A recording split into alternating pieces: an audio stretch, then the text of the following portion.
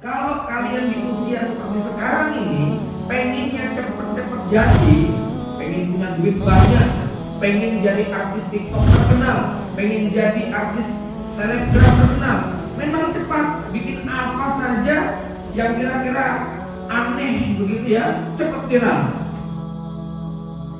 Bismillah, assalamualaikum warahmatullahi wabarakatuh.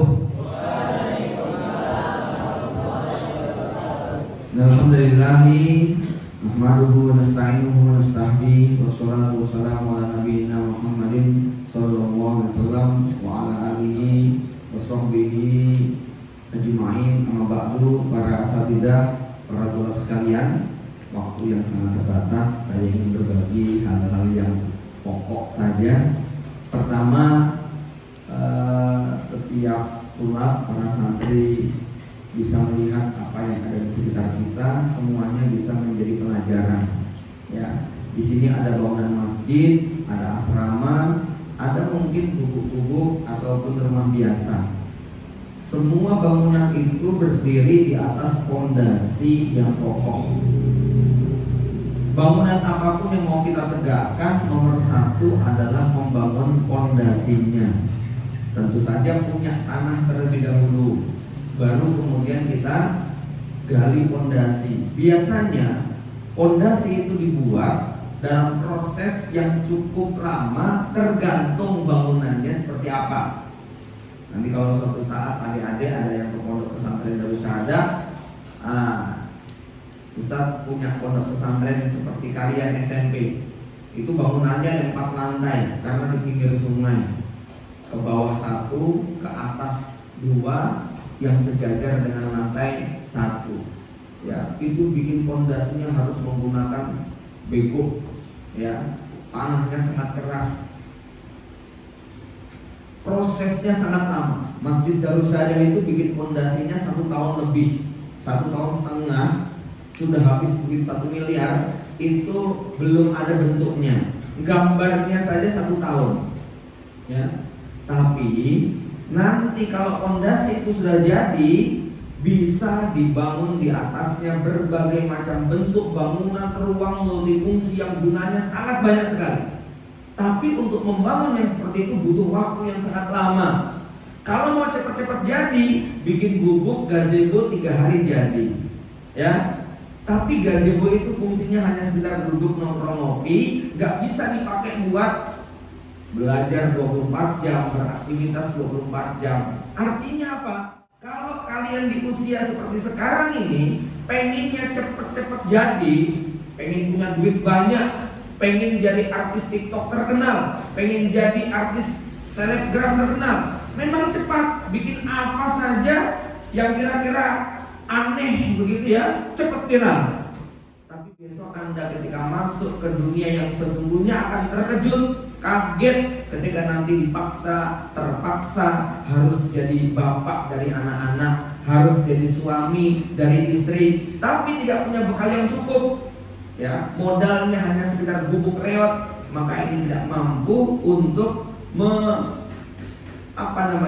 menampung berbagai macam kepentingan. Tapi lain kalau bangunan itu besar, maka buat ruang tamu oke, buat masjid bisa, buat tempat istirahat mantap, buat ruang makan, dapur, kamar mandi, semua berada di sebuah komplek. Dan itu bisa karena fondasinya sangat kuat. Lihatlah gedung-gedung pencakar langit itu, yang lantainya sampai 3, 4, 5, 6, 7. Nah, kebetulan kalau Ustaz bangun paling tinggi 6 lantai seperti di Arafah itu, ya.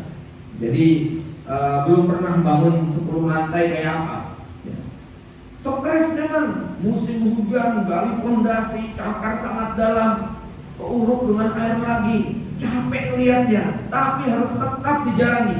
Sama proses kalian di jenjang SD, SMP itu menjemukan, capek, bosan. Tiap hari harus setoran hafalan, tiap hari harus baris, tiap hari harus kumpul, tiap hari harus nambah tahfidz, tiap hari diomelin dan sebagainya. Tapi ini proses pembangunan fondasi kehidupan, ya. Jangan sampai kalian nanti kemudian sudah umur 19 tahun, 25 tahun baru sadar, ya, baru mulai bikin fondasi. itu ibarat orang sudah beli berbagai macam perlengkapan, sudah beli kasur, beli lemari, beli AC, beli kulkas, beli macam-macam, tetapi di tanah kosong. Apa yang terjadi kira-kira? Hujan kehujanan, panas kepanasan. Ketika mulai bangun, ini perabotan Anda digeser sana, geser sini, yang akhirnya banyak rusak. Ini nasib beberapa teman-teman kakak kelas antum yang umur 25 tahun baru sadar pengen menuntut ilmu. Akhirnya anak istrinya ditinggal. Ya toh? Ya, sambil belajar, sambil ditelepon, sambil di rumah. Bapak pulangnya kapan? Ini dedek sudah rindu. Ya, akhirnya di pondok nggak kerasan. Nah, mumpung seperti kalian belum punya beban, belum punya tanggung jawab totalitas untuk membangun. Memang nggak kelihatan. Nggak seperti teman-teman di luar itu yang umur 15 tahun sudah bisa cari uang banyak, yang umur sekian sudah punya follower banyak. Biarkan mereka dengan dunianya, Anda dengan dunia Anda. Ya, ini proses pembangunan. Cerita tentang pohon bambu Cina. Ya, pernah lihat pohon bambu Cina? 5 tahun pertama pohon bambu Cina itu tingginya hanya 30 cm. Itu petaninya stres itu. 5 tahun kok nggak tinggi-tinggi, tapi 5 tahun kedua tingginya 30 meter. Apa yang terjadi pada filosofi bambu Cina ini? Selama 5 tahun bambu Cina ini ke dalam, akarnya menghunjam begitu kuat, maka dia mampu menopang bambu yang tingginya sampai 30 meter tadi. Maka Anda hari ini sedang menghunjamkan akar ke dalam, belajar yang sematang-matangnya, ya. Gak usah terlalu berpikir tentang nanti bagaimana, tapi ilmu alat Quran, Sunnah, bahasa Arab ini menjadi basis utama. Nanti kalau sudah kuat begini, tadi saya bilang seperti bangunan yang pondasinya kuat, mau dikasih lantai 2, lantai 3, mau dikasih ruang ini, dikasih ruang itu, bisa semuanya.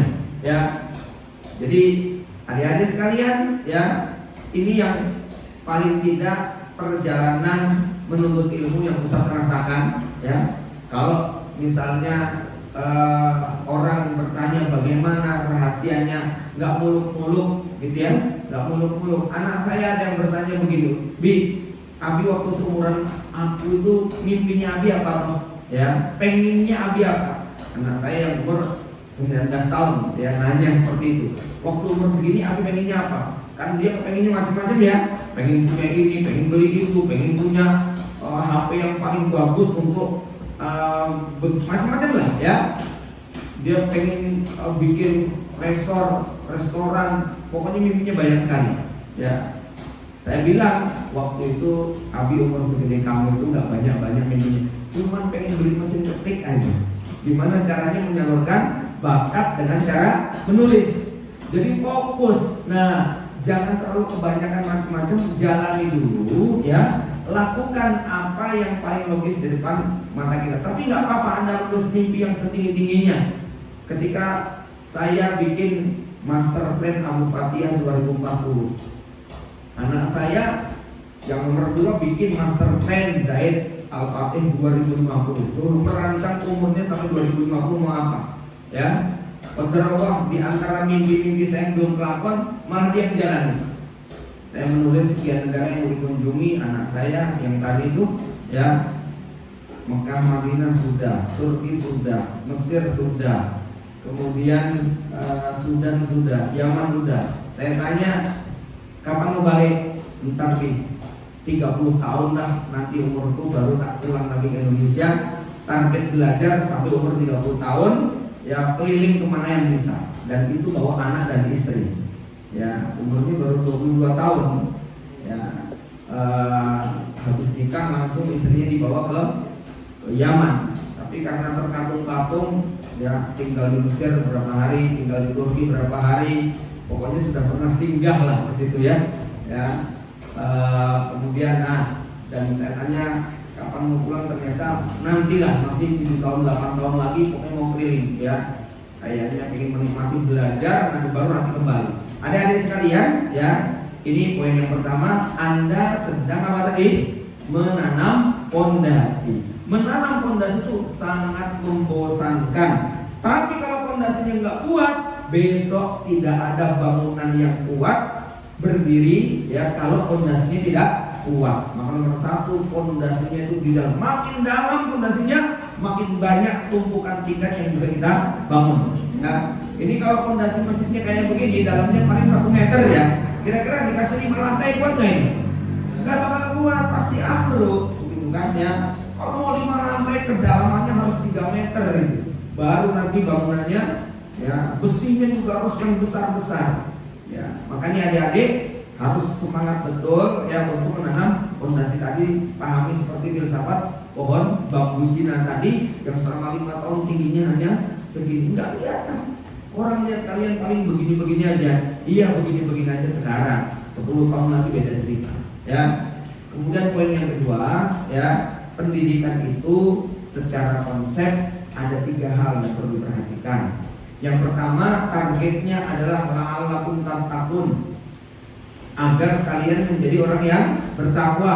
Pendidikan tujuannya bukan agar kalian jadi orang kaya, jadi orang terkenal, jadi orang pinter, jadi orang apa, enggak. Kenapa? Inna akramakum indallahi atqakum. Yang mulia bukan yang kaya, bukan yang ganteng, bukan yang banyak follower, bukan yang jadi sains arsitek, bukan. Inna akramakum indallahi atqakum. Mau terjun di dunia manapun, ujungnya harus inna akramakum indallahi atqakum. Maka pelajarilah ilmu yang hanya akan mengantarkan kita ke jalan ketakwaan. Sebab kalau tidak, maka terjadilah tadi ya, kita belajar tujuannya untuk dunia yang nanti di akhirat kata Rasulullah SAW termasuk yang pertama kali akan masuk ke dalam neraka. Yang kedua, tujuan pendidikan, pendidikan ini harus berbasis ke sebagaimana hadis Nabi, khairukum anfa'ukum linnas. Sebaik-baik kalian adalah yang paling banyak memberikan manfaat kepada manusia. Ya, para asatidzah, para tulab sekalian, doa kita tiap pagi, Allahumma inna nas'aluka ilman nafi'a wa rizqan thayyiba wa amalan mutaqabbala. Allahumma inna na'udzubika min ilmin la yanfa.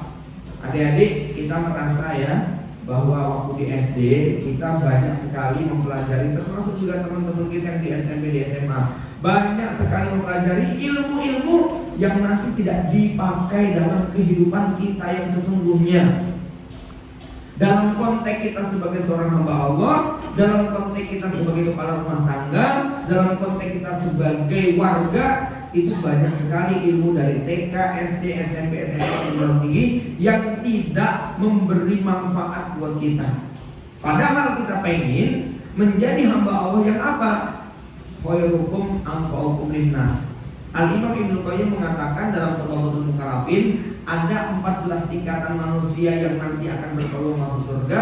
Nah, yang menarik nomor 7 dengan 8. Nomor 1 sampai 6 kita gak ada peluang, karena itu adalah level orang-orang yang mangkoknya di atas kita semuanya.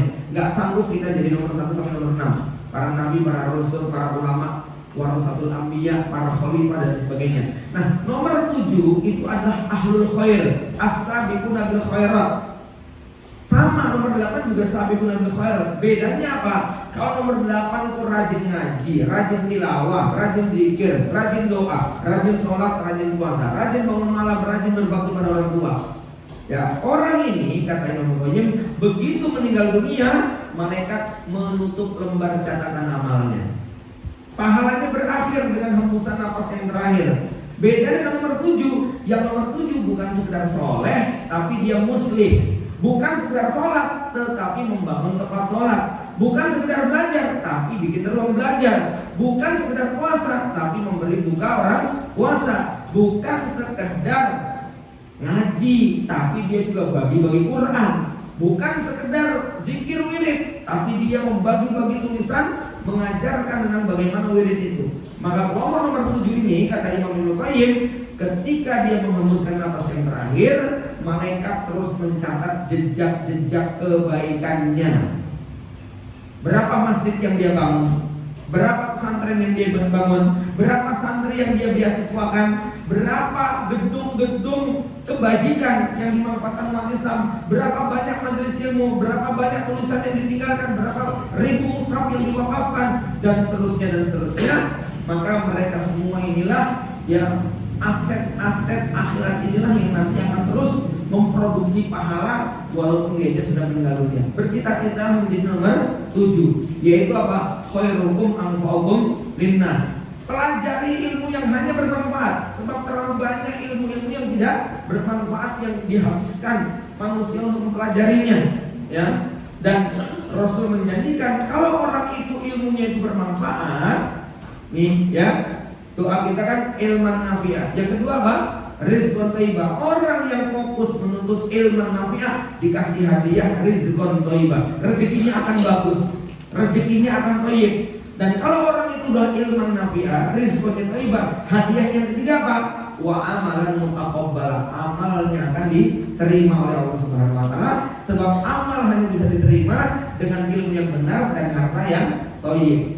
Hadiahnya amalan mutaqabbala. Oke, itu yang kedua ya, basis ilmu. Yang ketiga basis ilmu atau pendidikan adalah hadis Nabi SAW yang bersabda,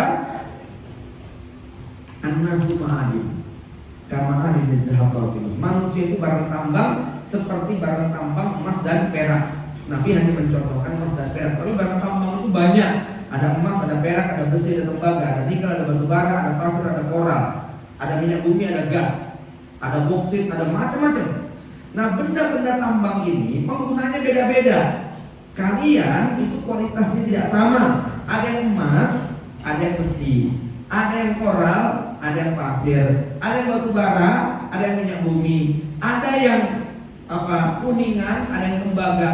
Tentu cara mengolahnya beda-beda. Disinilah nanti para ustadz dituntut untuk mengerti anak didiknya. Termasuk kita jadi orang tua harus tahu anak kita ini karakternya apa.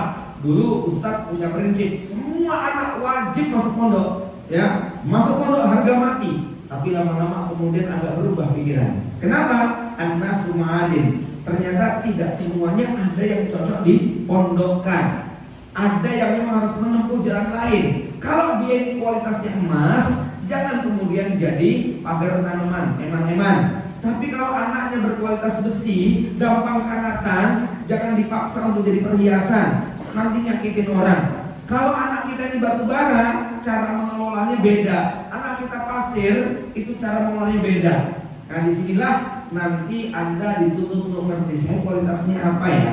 Sebab kullu ya'malu ala syakilati, setiap orang beramal sesuai dengan skillnya yang Allah titipkan.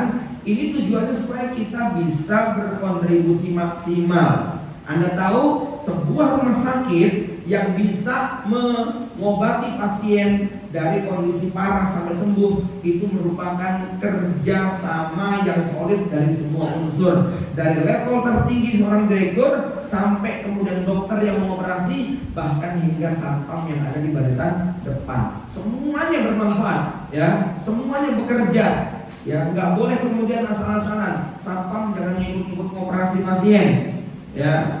Dokter tugasnya operasi, jangan bersihin selokan. Nah, ini yang dimaksud dengan apa? Masing-masing bekerja sesuai dengan bakat dan keahliannya masing-masing. Kenapa? Hanya dengan cara itu kita akan bisa berkontribusi maksimal untuk Islam dan kaum muslimin. Anak-anakku sekalian, barangkali poin ini yang dapat saya sampaikan, mudah-mudahan yang sedikit bermanfaat. Aku qouli hadza wa astaghfirullah lakum. Assalamualaikum warahmatullahi wabarakatuh.